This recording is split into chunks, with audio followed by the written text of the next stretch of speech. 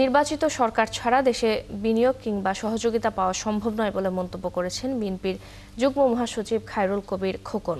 শুক্রবার সন্ধ্যায় নরসিংদীর চিনিশপুরে জেলা বিএনপির কার্যালয়ে বেগম জিয়ার রোগ মুক্তি কামনায় দোয়া মাহফিলে সভাপতির বক্তব্যে তিনি এই কথা বলেন।